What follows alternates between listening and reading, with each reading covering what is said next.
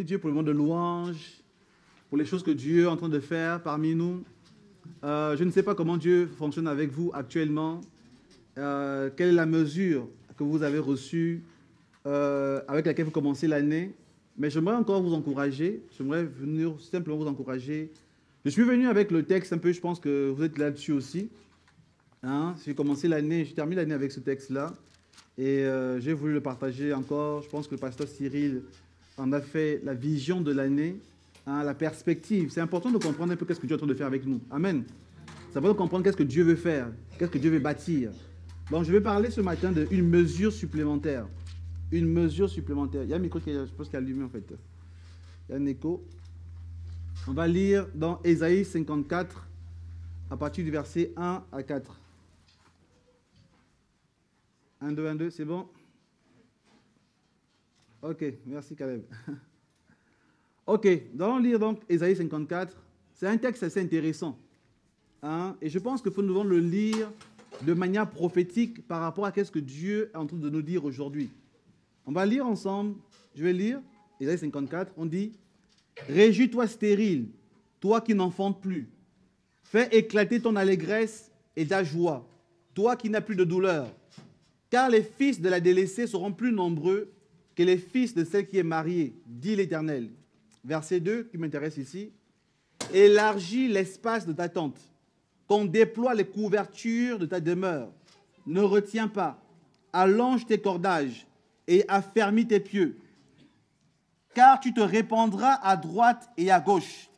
Ta postérité envahira des nations et peuplera des villes désertes. Ne crains pas, car tu ne seras point confondu. Ne rougis pas, car tu ne seras point déshonoré. Mais tu oublieras la honte de ta jeunesse. Amen. Ici, Dieu parle à quelqu'un ici. Et tu ne te souviendras plus de l'opprobre de ton veuvage, car ton Créateur est ton époux. L'Éternel des armées est son nom, et ton Rédempteur est le Saint d'Israël. Il se nomme Dieu de toute la terre. Amen. Ce texte est vraiment très, très, très fort et très intéressant. Et ici, la chose qui m'intéresse ici, c'est le verset 2. Élargis l'espace de ta tente. Amen. C'est tout un thème. On en a travaillé là-dessus, je pense, le 30. On a fait une veillée prophétique là-dessus. Élargis l'espace de ta tente. Élargis. Je ne sais pas comment tu as commencé l'année. Et je ne sais pas quelles étaient les années précédentes. Comment tu t'es situé. Hein, comment tu as fonctionné avec Dieu. Mais le Seigneur ici veut faire des choses particulières avec chacun d'entre nous. Amen. Il veut faire des choses particulières. Il veut nous élargir, nous étendre. Et ici, quand le Seigneur parle d'élargir ici, il parle ici de définir d'abord la position dans laquelle tu as toujours fonctionné. Amen. Tu as toujours fonctionné dans une position particulière. Tu as toujours opéré avec certaines perspectives, avec une certaine compréhension de toi-même. Tu t'es défini toi-même d'une manière. Tu te dis, voilà ce que je suis capable de faire. Et voilà ce que je suis pas capable de faire. Amène-le se balader, chérie, derrière. Amène-le se balader. Voilà quelques enfants ici, là. Hein? Il fallait aller à l'école du dimanche. Hein? Faut qu'il élargisse l'espace de sa tente. Ok. Donc, parfois, on se définit d'une manière particulière. Est-ce qu'on voit ceci? Tu te définis, tu te dis, voilà ce que moi je suis capable de faire, voilà ce que j'ai toujours fait. Et parfois, nos définitions de nous-mêmes sont des prisons. Vous savez ça? La compréhension et la vue que tu as de toi-même est une prison. Est une prison. Est une limite. Quelque chose dans lequel tu te retiens, tu te dis, je ne suis capable que de faire ceci, que de faire cela. Et du coup, tu ne vois pas qu'est-ce que Dieu, lui, il a envie de faire avec toi. Et parfois, nous nous opposons aux perspectives de Dieu. Est-ce qu'on voit ça ici? Parfois, Dieu t'amène quelque part. Tu veux passer par des étapes, par des choses, mais tu n'arrives pas à saisir. Et après, tu te rebelles. Parfois, beaucoup de personnes se rebellent avec ce que Dieu veut faire avec eux. Parfois, quand Dieu veut t'élargir, il te restreint. Est-ce que tu vois ça ici? Parfois, quand Dieu veut t'étendre, il t'emmène dans des moments difficiles. quand Dieu veut te bénir, tu passes par des moments très, très compliqués. Au point où tu te demandes, Seigneur, mais qu'est-ce qui s'est passé? Est-ce que j'ai péché ou pas? Est-ce qu'on voit ça ici? Ici, change ta manière de te voir. Et c'est le terme de cette année, n'est-ce pas? Élargis l'espace de ta tente. Quand Dieu parle comme ça, c'est vrai que le problème que nous avons souvent, c'est que nous sommes trop habitués avec beaucoup de versets bibliques. Et du coup, nous ne sommes pas surpris. Et nous ne voyons pas la chose avec un angle prophétique. Parce que quand Dieu parle d'élargir ici, c'est qu'il y a des choses que Dieu est en train de vouloir faire avec toi. Il y a des choses que Dieu veut mettre en place. Parfois, dans le contexte de l'Église, quand le pasteur vient et définit de nouveaux paramètres, parfois nous sommes déstabilisés. Est-ce que moi c'est ici? On est déstabilisés et on ne comprend pas. Mais alors que Dieu est en train de vouloir faire quelque chose de particulier. Voilà pourquoi j'aimerais que tu sois réceptif au terme cette année. Élargis ton espace. Ne te définis pas trop. Ne reste pas restreint. Ne reste pas cloisonné dans une définition de toi-même. Dieu a en perspective quelque chose de particulier. Amen. Et j'aimerais que tu puisses avoir ce matin une vision prophétique de toi-même. J'aimerais nous amener ce matin à naviguer en esprit. Pendant que je vais parler de certaines choses, j'aimerais que tu puisses te regarder toi-même. Ne regarde pas ton voisin, mais regarde ce que j'appelle l'architecture de ta vie. Regarde comment tu es construite. Regarde comment Dieu t'a bâti. Regarde comment Dieu t'a mesuré. Ou comment toi tu t'es mesuré hier. Et qu'est-ce que Dieu est en train de te révéler sur toi-même aujourd'hui. Amen. J'aimerais parler de quelque chose de particulier. Mais j'aimerais qu'avant que je n'avance dans mon message, que tu sois prophétique ce matin. Amen. Sois prophétique. Aie un regard différent de toi-même. Amen. Le prophétique, c'est très important. Je fais une parenthèse ici. Hein. C'est très important. C'est-à-dire que le prophétique, c'est de te voir comme Dieu te voit. Est-ce qu'on voit ceci? Le prophétique, c'est de changer de regard. Tu te vois d'une manière particulière, tu te restreins. Mais tu dois te voir différemment. Tu dois te voir différemment. Si tu te restreins ici, en fait, si tu te regardes par rapport à toi-même, tu ne verras pas les choses telles que Dieu lui les voit. Amen. Sois prophétique. Regarde les choses au-delà de ta réalité. Regarde les choses au-delà de ce que toi tu as comme problème, comme situation. Le problème que nous avons dans l'église aujourd'hui, c'est qu'on définit trop les choses par rapport à nos problèmes. Et même le 31, hein, beaucoup de personnes le 31, ils se font une liste de besoins, de perspectives par rapport à leur situation. Je veux plus d'argent, je veux me marier, je veux avoir des enfants. En fait, ils se voient par rapport à eux-mêmes. Mais très peu de personnes ont un regard, qu'est-ce que Dieu a envie de faire dans ma vie. Est-ce qu'on voit ceci? Donc ce matin, j'aimerais que tu te détaches. Détache-toi de ta réalité. Parce que ta réalité est un blocage. Amen. Ta réalité est une frontière dans laquelle tu te tiens qui t'empêche de t'élargir. Tu vois trop les choses par rapport à toi. Et du coup, tu as du mal à t'étendre, à occuper de nouveaux espaces. Vous savez, de nouveaux espaces sont parfois difficiles à conquérir parce qu'on ne les connaît pas encore vraiment bien. On ne les maîtrise pas. Est-ce qu'on voit ceci? Et Dieu nous demande ici de nous étendre. Étends tes limites. Étends tes limites. Déploie-toi. Je veux que tu puisses te déployer aujourd'hui. Vous savez, pour se déployer, si Dieu nous demande de nous déployer, c'est que quelque part à l'intérieur de nous, il y a une capacité, on va dire, insérée en nous que nous n'avons pas encore découvert. Est-ce qu'on voit ceci? Ne peut se déployer que celui qui a la capacité de se déployer en réalité. N'est-ce pas? Quand on dit déploie-toi, c'est-à-dire que en réalité, c'est comme un fil, n'est-ce pas? Qui est complètement tissé, qui est lié, mais qu'on n'a pas encore étendu.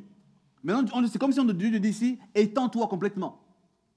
Donc, il y a des choses que tu ne vois pas encore en toi. Amen. Il y a des choses, il y a des domaines que tu ne vois pas. Avant d'aller encore très loin, je vais lire Deutéronome 11. Parce que j'aimerais parler ici brièvement de notre passé. brièvement de notre passé, de nos limites. Deutéronome 11. En lisant Deutéronome 11 ici, je suis en train de parler ici de ton passé, de ce que tu as toujours vécu, de ce qui te frustre, ce qui t'a blessé, ce qui t'a limité, ce qui t'a bloqué. Je vais lire verset 10. C'est un texte que vous connaissez certainement déjà. Deutéronome 11, verset 10, on dit ceci.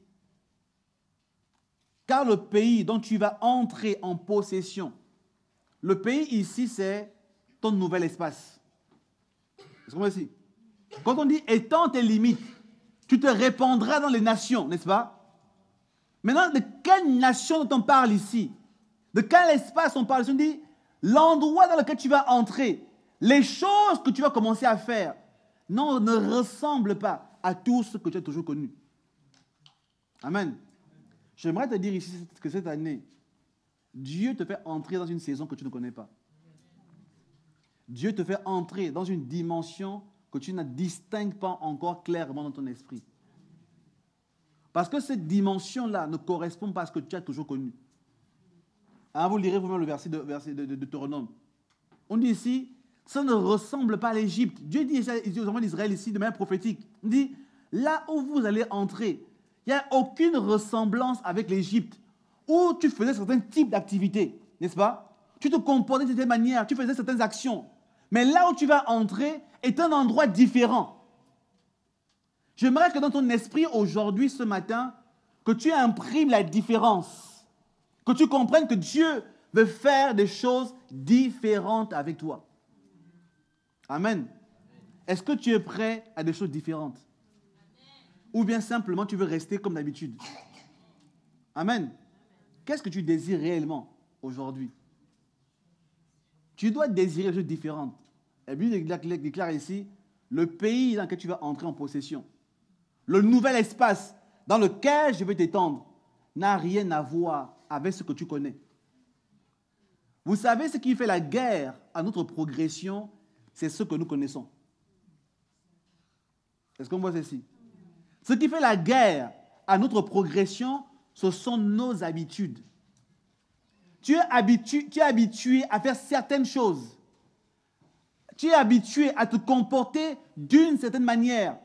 Tu es habitué à servir Dieu à ton rythme, à toi. Est-ce que tu vois ceci? Mais maintenant, Dieu te dit ici que la chose dans laquelle tu vas entrer n'a rien à voir. Dieu va t'emmener dans un espace différent. Dieu va commencer à faire des choses particulières avec toi. Et ici, Dieu parle ici à chacun de nous individuellement. Mais Dieu parle aussi à l'Église. Amen. Dieu dit ici à l'Église ciel, tu vas entrer dans un nouvel espace que tu ne connais pas.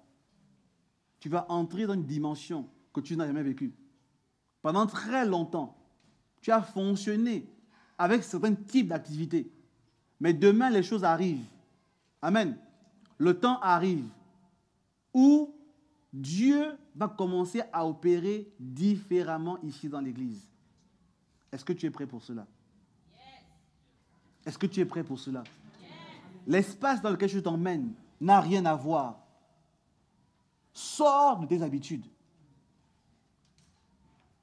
J'aimerais vraiment nous interpeller ce matin. J'aimerais nous interpeller ce matin pour dire que brisons nos limites. Brisons nos limites. Sortons de nos frontières. Quel est ton niveau d'engagement à l'heure actuelle? Quel est ton niveau de prière? Quel est ton niveau de consécration? C'était le thème de l'année dernière, n'est-ce pas? En fait, il faut comprendre aussi comment Dieu fonctionne aussi. Parce que parfois, les étapes non validées hier nous rattrapent la fois d'après. Hein? C'est comme à l'école, n'est-ce pas? Quand tu n'as pas... Comment on appelle ça? Tu n'as pas validé, n'est-ce pas? Ouais, tu passes... bon, à mon époque, on disait septembre. En ce moment, c'est quoi maintenant? Les rattrapes, c'est quoi? C'est plus en septembre. Hein? Et puis septembre. Hein? C'est juin maintenant. À mon époque, c'était septembre. Quand tu passais septembre, tu passais un mauvais été. Tu passais l'été à réviser. Donc, quand tu n'as pas validé hein, l'année dernière, tu vas te retrouver à devoir valider la consécration cette année aussi. Non, mais c'est vrai. Il y en a pour qui cette année, c'est la consécration en réalité. Non. Parce que si tu n'as pas été consacré l'année dernière, tu ne pourras pas t'étendre cette année. Amen. Si tu n'as pas été consacré à un certain niveau, il te sera difficile de t'étendre. Donc voilà pourquoi consacre-toi réellement. Amen. Parfois, nous voulons des choses qui ne sont pas compatibles avec la dimension dans laquelle Dieu nous a emmenés. On fait des choses parfois, ce n'est pas compatible avec ce que nous sommes. Parfois, ce n'est pas compatible avec ce que nous-mêmes on a bâti, ce qu'on a construit en nous-mêmes. Ce n'est pas compatible. Ce n'est pas compatible. Donc voilà pourquoi tu dois d'abord te consacrer. Tu dois bâtir les choses en toi afin de pouvoir t'étendre et faire certaines choses à un certain niveau. Amen. Consacre-toi. Donc ici, je suis en train de dire ici que le niveau dans lequel le Seigneur t'emmène, le Seigneur amène l'Église au ciel, n'a rien à voir avec ce qu'elle a toujours été. Amen. J'aimerais que tu le comprennes réellement. Dieu ne fait pas deux fois la même chose. Parce que Dieu est en mouvement. Dieu emmène son peuple quelque part. Dieu ne fait pas deux fois la même chose. Et je vais l'expliquer tout à l'heure. Donc, mais j'aimerais que tu imprimes cela dans ton esprit d'abord ce matin. Dieu est en train de faire des choses nouvelles. Le lieu dans lequel tu entres, la dimension dans laquelle Dieu est emmené, n'a rien à voir avec la dimension dans laquelle tu as toujours opéré. La dimension dans laquelle le Seigneur est en train d'amener son Église n'a rien à voir avec la dimension dans laquelle tu opères aujourd'hui. Amen. On va lire maintenant Ésaïe 40, qui est mon texte en réalité de ce matin. Ésaïe 40. J'aimerais vous amener dans une vision prophétique ce matin, à voir certaines choses. Ésaïe 40. Je vais dire Ézéchiel 40. Ouf, je me suis trompé ici. Ézéchiel 40. C'est la vision prophétique que j'aimerais avoir ce matin avec vous, que vous puissiez comprendre réellement qu'est-ce que Dieu est en train de faire et comment Dieu est en train de bâtir certaines choses. Ah, j'ai mis Ésaïe, désolé car je me suis trompé. C'était Ézéchiel 40. Donc, Dieu est en train de faire des choses particulières et ça demande de voir, de comprendre. Je vais lire Ézéchiel 40. Tu as trouvé le verset? Ok. Je vais lire verset 1. On dit ici, la 25e année de notre captivité, au commencement de l'année, le 10e jour du mois, 14 ans après la ruine de la ville, en ce même jour, la main de l'Éternel fut sur moi. Amen. Ici, Ézéchiel est en train de parler ici, dit, en début d'année, hein, en janvier, le 20 janvier 2024, hein, comme aujourd'hui, non, 21. 21. Le 21 janvier, parce qu'en début d'année, la main de l'Éternel fut sur moi. Ici, le problème n'est pas l'année, en réalité. La chose, c'est que dans une nouvelle saison, Dieu a toujours un nouveau message. Amen. Dans une nouvelle saison spirituelle, la main de l'Éternel se pose. Ma prière ce matin, c'est que la main de l'Éternel se pose sur toi. Amen. Parce que nous sommes dans une nouvelle saison. Amen. Dans une nouvelle saison. Et ici, il y a plusieurs informations. À cause du temps, je ne vais pas trop donner beaucoup d'explications. Sinon, je ne pourrais pas aller trop très loin dans mon message. Ézéchiel, ici, se trouve en captivité. Est-ce qu'on voit ceci? Il est dans une situation, Israël est dans une situation inconfortable. Mais malgré le contexte personnel dans lequel il se trouve, il a quand même la capacité d'entendre Dieu. J'aimerais te dire ce matin que quelle que soit ta captivité, tes difficultés, tes épreuves, tes problèmes personnels, laisse la main de Dieu se poser sur toi.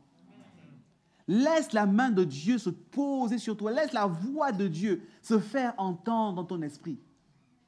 La voix de Dieu n'est pas conditionnée par les circonstances par lesquelles tu passes. Dieu n'est pas conditionné par les problèmes que nous avons. Dieu n'est pas préoccupé par les circonstances dans lesquelles nous nous trouvons. Amen. Dieu est préoccupé par son calendrier à lui, par rapport à sa volonté. Est-ce qu'on voit ici? Parce que Dieu va quelque part, parce que Dieu veut réaliser des perspectives avec nous. Quand nous sommes disposés dans nos cœurs, la main de Dieu se pose sur nous et nous donne les indications dont nous avons besoin pour avancer. Dieu ne change pas d'abord nos circonstances avant de nous parler. Dieu nous parle d'abord et nos circonstances se soumettent à la voix de Dieu. Ne soyons pas de ceux-là qui sont là d'abord à vouloir chercher à changer les circonstances de leur vie. Tu veux d'abord changer tous tes problèmes. Tu commences à accuser tout le monde, à commencer à voir les problèmes par-ci et par-là. Au travail, à la maison, à l'église, dans la société. Mais la main de Dieu n'est pas conditionnée par la captivité. Est-ce qu'on voit ceci? On pourrait parler de beaucoup, très longtemps sur la captivité d'Israël, en Babylone ici, mais bon, vous connaissez l'histoire, n'est-ce pas? Mais la captivité n'est pas une bonne position, humainement parlant. Mais la captivité n'a jamais empêché Dieu de se manifester. Amen. Amen. En ce début d'année, sois focalisé au bon endroit. En ce début de cette année, dans cette saison qui s'ouvre devant nous à l'heure actuelle, laisse la main de Dieu se poser sur toi.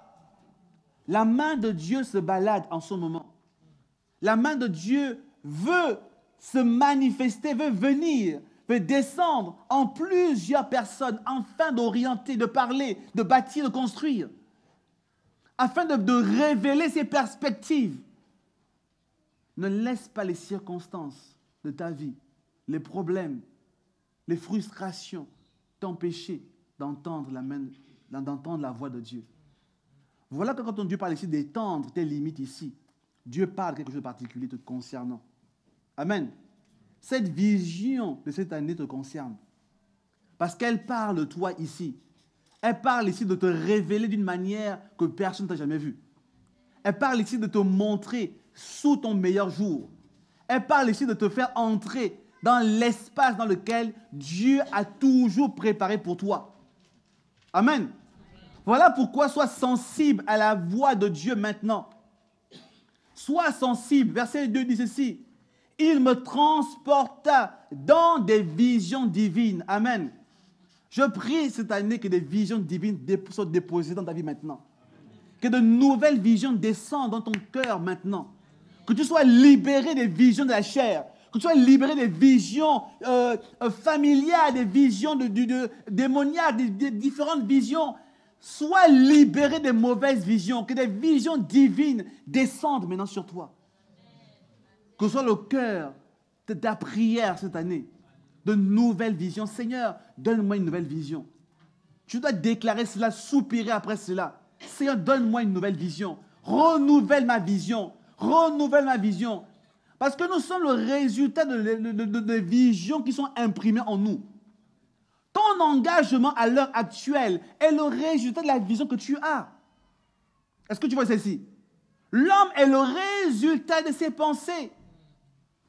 Tel tu penses, tel tu es. Qu'une nouvelle vision s'imprime en toi maintenant. Qu'une nouvelle vision descende dans ton esprit. Une nouvelle vision. Ici dit, il me transporta dans des visions divines et il me déposa sur une montagne très élevée où se trouvait au midi comme une ville construite. Et je vais essayer d'expliquer un petit peu la suite, et puis je vais lire rapidement. Il me conduisit là, et voici, il y avait un homme dont l'aspect était comme l'aspect de l'airain. Il avait dans sa main un cordeau de lin et une canne pour mesurer. Et il se tenait à la porte. Cet homme me dit, fils de l'homme, regarde de tes yeux et écoute de tes oreilles. Applique ton attention à toutes les choses que je te montrerai, car tu as été emmené ici afin que je te les montre. Fais connaître à la maison d'Israël tout ce que tu verras. Voici un mur extérieur entourait la maison de tous côtés. Dans la main de l'homme était une canne de 6 coudées pour mesurer. Chaque coudée ayant un palme de plus que la coudée ordinaire. Il mesurait la largeur du mur qui était d'une canne et la hauteur qui était d'une canne. Amen. Ici, Ézéchiel, je ne vais pas lire ici, c'est Ézéchiel 40, 41, 42, 43, 44. Pour comprendre un peu l'histoire ici. Mais Ézéchiel ici est transporté dans une vision et il va voir le temple, la nouvelle Jérusalem et le temple, le nouveau temple. Ils sont en captivité ici. Le temple de Salomon a été détruit. Est-ce qu'on voit ça ici? Le temple de Salomon, où la gloire de Dieu est descendue, ce temple a été détruit. Quand Nebuchadnezzar est arrivé à Babylone, il a détruit la ville, il a détruit le pays, et il a pris les ustensiles dans le temple de Jérusalem. Il a tout transporté avec lui. Il a tout emmené. Et le temple était détruit. Et pour les Juifs à l'époque, c'était traumatisant. Parce que le temple symbolisait la présence de Dieu. Quand vous connaissez l'histoire ici, on sait que le temple, quand Salomon a dédicacé le temple, vous connaissez l'histoire, n'est-ce pas? On dit que la gloire de Dieu est descendue, n'est-ce pas? Au point que personne ne pouvait faire le service. La gloire de Dieu est descendue dans le temple. Mais ce temple où la gloire de Dieu est descendue a été détruit par une nation païenne. C'était traumatisant. Est-ce qu'on voit ceci? Quelque chose là où Dieu a mis sa marque. Ce temple a été détruit. Et Israël est passé quasiment comme dans une position d'incrédulité. En se disant, Seigneur, mais ce n'est pas possible. Comment ce que toi-même tu as fait? Comment ça peut être détruit comme ça? Comment ça a été foulé aux pieds? C'était traumatisant. Maintenant, pendant qu'ils sont maintenant en captivité, ils ont quitté leur pays, parce que pendant très longtemps, les Juifs ont erré. Hein? Avant même de errer récemment, ils ont erré à l'époque aussi. Ils ont erré. Beaucoup avaient perdu la foi. Beaucoup se sont dit non. Finalement, c'est fini. Toutes les grandes choses que Dieu a faites avec nous sont finies. Beaucoup ont perdu l'espoir. Est-ce qu'on voit ici? Beaucoup avaient perdu l'espoir que Dieu pouvait faire quelque chose de nouveau avec eux. Un découragement avait pris place. Est-ce que tu vois ici? La gloire de Dieu ici, là, c'est ta vie. Tu es passé par des étapes. Tu as vécu de grandes choses. Il y a un moment donné dans ta vie, tu as vécu la gloire de Dieu. Mais ensuite, tu es passé par le creux de la vague. Détruit, brisé.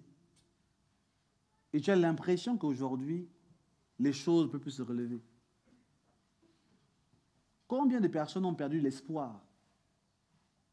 Que ce soit dans l'église, que ce soit dans leur propre vie, dans leur appel. On t'appelle prophétie de grandes choses. Même moi-même ici. On t'a prophétisé certaines choses. Mais la réalité, c'est qu'aujourd'hui, tu ne le vis pas. La réalité, c'est qu'aujourd'hui, tu as l'impression que tu es dans un temps de sécheresse. Tu as l'impression qu'aujourd'hui, tu es dans un temps où, en fait, les choses ne peuvent plus jamais se réaliser. Je veux même dire, tu es passé à autre chose. Tu ne crois plus aux perspectives de Dieu te concernant. Il y a beaucoup de personnes qui continuent à prier, mais en réalité, ils ne croient plus. Il y a beaucoup de gens qui viennent à l'église, mais en réalité, ils ne croient plus que la vision de l'église va se réaliser. Il y a beaucoup de personnes qui continuent dans le mariage, mais dans le mariage, ils sont découragés dans leur couple. Ils ne voient plus les perspectives de leur couple. Ils ne voient plus que les choses vont se réaliser telles que Dieu l'avait prévu. Ils ne voient plus ces choses-là. Les choses sont comme mortes à l'intérieur d'eux. Est-ce que ça parle à quelqu'un ici? Tu es ici ce matin et les choses sont mortes en toi, sont brisées en toi. Tu es comme en plusieurs morceaux. Tu es éparpillé. Mais tu te rappelles d'une période de ta vie. Tu te rappelles d'une période de ta vie où tu avais l'impression que tu pouvais gagner le monde. Tu te rappelles d'une phase de ta vie où tu avais l'impression que Tu étais capable de faire toutes sortes de choses et réaliser toutes sortes de projets. Que tu étais un instrument entre les mains de Dieu. Mais aujourd'hui, ce rêve qui existait en toi est brisé. Tu croyais en ton couple, à ta famille, quand tu t'es marié, au début de ta relation. Mais aujourd'hui, c'est brisé. Au niveau de ton travail, tu avais des perspectives. Mais aujourd'hui, plusieurs circonstances t'ont emmené sur une voie de garage.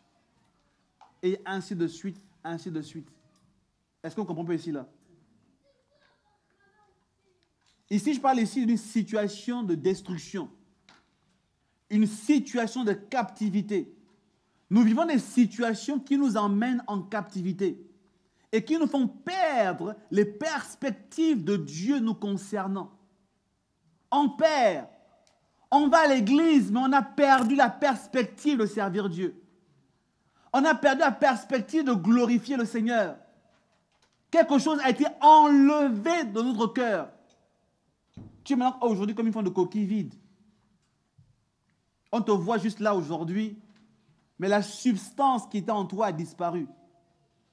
Est-ce que ça parle à quelqu'un ici? Maintenant, tu es là, tu es vide. Tu es vide.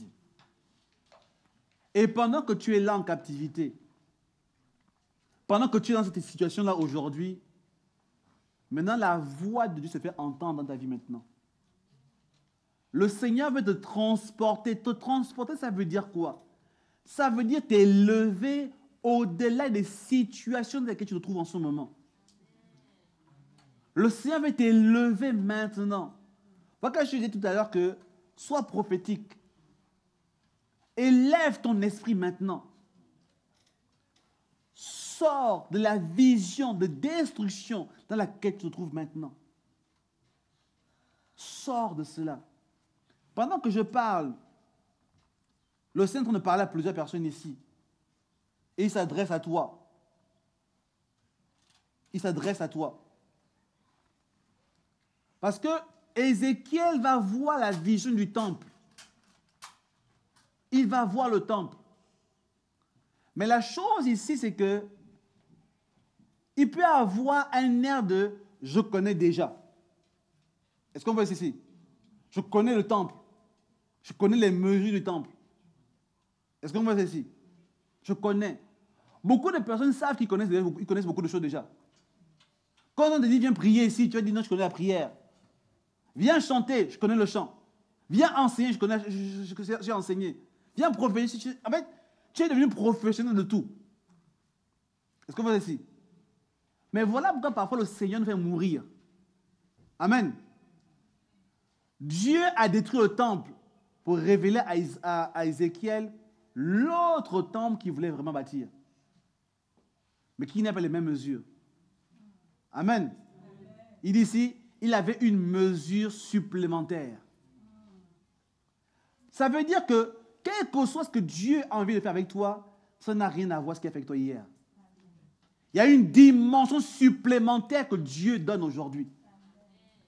Quelle que soit la vision que tu peux avoir de ton ministère, quelle que soit la manière dont tu as opéré hier, Ézéchiel, quand il a eu la vision, l'ange lui a montré que les mesures ne sont pas les mêmes. C'est comme si le mètre ne mesurait pas 1 mètre. Ça mesure 1,10 m. La palme avait une coudée supplémentaire. Amen. Quand Dieu te montre aujourd'hui les choses qu'il veut faire avec toi, ça n'a rien à voir avec ce qu'il a fait avec toi hier. Ça n'a absolument rien à voir. Donc voilà pourquoi tu dois mourir dans la vision de ce que tu étais hier. Voilà que dans Agé, chapitre 2, on ne va pas le lire.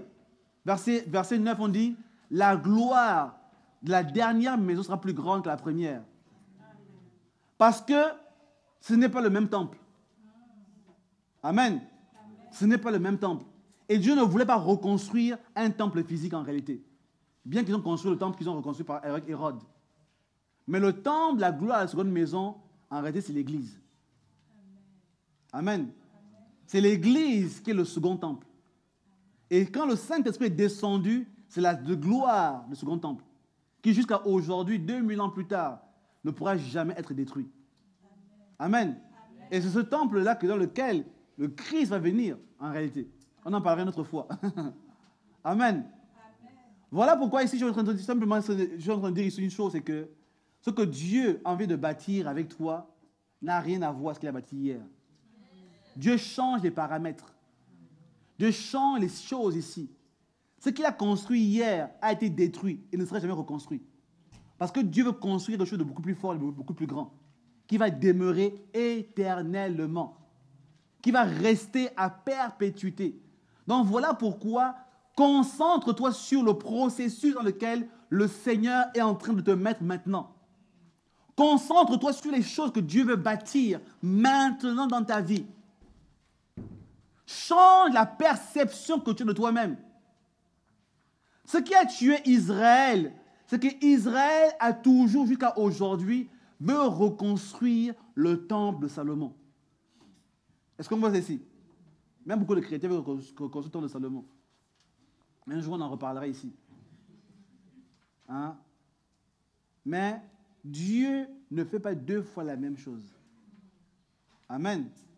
Dieu poursuit un objectif. Ici, quand il a mené Ézéchiel à voir ici la vision du temple, il a montré à Ézéchiel des choses qui allaient venir beaucoup plus tard. Et la mesure n'est pas la même. C'est la vision de l'Église en réalité. C'est la vision de l'Église qui entre dans sa gloire. C'est la vision de ce que Dieu est en train de faire aujourd'hui. Le second temple dont il parlait ici, la gloire, la seconde maison, ce n'est pas le temple d'Hérode. C'est l'Église que Jésus est venu bâtir. Et quand le Saint-Esprit est descendu dans cette Église-là, dans ce temple-là, Paul nous dit quelque part, vous êtes le temple du Saint-Esprit. Amen. Dieu maintenant veut résider à l'intérieur de vous, comme il a résidé physiquement chez Salomon. Dans cette nouvelle année, étends maintenant ta compréhension, étends tes limites, étends ton espace interne. Pour terminer, on va lire rapidement Romains 12. Nous allons prier. Romains 12, que vous connaissez tous. Verset 1, verset 2. On dit ceci. Je vous exhorte donc, frères, par les compassions de Dieu, à offrir vos corps comme un sacrifice vivant, saint, agréable à Dieu. Ce qui sera de votre part un culte raisonnable. Verset 2 ici, on dit, ne vous conformez pas au siècle présent, mais soyez transformés par le renouvellement de l'intelligence. Amen. Ici, sois transformé par un changement de mentalité. Change de mentalité. Change de perspective. Change la vision que tu as de ton passé. Change la vision que tu as de ton présent. Et change la vision que tu as de ton avenir. Amen. En le faisant, Dieu va commencer à t'étendre maintenant. En le faisant, tu vas commencer à voir les choses que Dieu est en train de faire avec toi. En le faisant, tu vas commencer à comprendre les projets de Dieu, les perspectives divines. En le faisant, tu vas commencer à comprendre qu'est-ce que Dieu est en train de structurer dans ta vie. On dit ici, afin que vous compreniez quelle est la volonté de Dieu, n'est-ce pas? La compréhension de la volonté de Dieu commence par le changement qui se passe à l'intérieur de toi. Il t'est impossible de saisir la volonté de te concernant. Parfois, tu veux combattre la volonté de Dieu. Pourquoi? Parce que tu es bloqué dans ton esprit. Parce que tu es bloqué dans ta mentalité. Tu es bloqué dans la vision que tu as de toi-même. Tu es bloqué. Quelque chose est bloqué en toi. Et du coup, tu as du mal à voir. Tu as du mal à comprendre. Quelle est la mesure supplémentaire que Dieu est en train de faire maintenant? Amen. Pour que tu puisses franchir cette étape-là aujourd'hui, tu dois avoir une mesure supplémentaire. Sinon, tu seras bloqué. Tu vas rester comme Israël, avoir construit le 3e temple, le 4e temple, le 10e temple. Mais la gloire ne se trouve pas là-bas. Amen. Elle se trouve dans quelque chose qui se passe en esprit. Quelque chose se passe en ce moment en esprit. Et Dieu veut que tu le saisisses maintenant. Amen. Dieu va t'étendre cette année. Dieu va t'étendre dans cette saison. Dieu va t'étendre dans les choses qu'il est en train de bâtir aujourd'hui, il peut t'étendre. Alors laisse le Seigneur t'étendre maintenant. Laisse de nouvelles définitions prendre forme à l'intérieur de toi. Laisse de nouvelles compréhensions, de nouvelles perspectives. Donne de l'espace à Dieu maintenant. Donne à Dieu la possibilité de faire des choses qu'il n'a pas pu faire avec toi hier. Amen. Donne la possibilité à Dieu de te construire au-delà de ce que tu es construit aujourd'hui. Donne la possibilité à Dieu de t'emmener dans de nouvelles frontières que tu ne connais pas.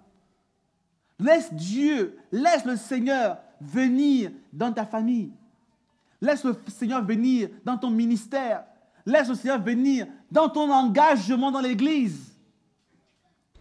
Dans ta manière de le servir. Et à ce moment, tu te répandras dans de nouvelles nations. Amen. Tu te répandras dans de nouvelles nations. Tu arriveras dans de nouvelles dimensions. Le Seigneur fera des choses nouvelles avec toi.